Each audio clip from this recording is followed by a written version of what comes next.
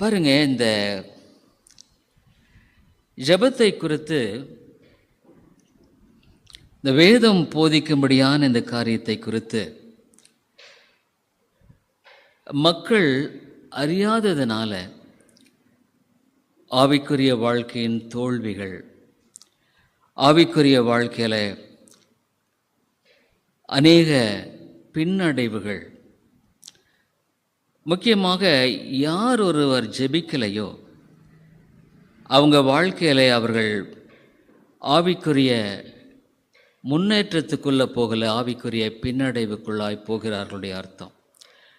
ஒருத்தர் பேக்ஸ்லைட் ஆகிறாரா இல்லையாங்கிறத நீங்கள் தெரிஞ்சுக்கணுன்னா அவங்களுடைய ஜெப வாழ்க்கையை பற்றி நீங்கள்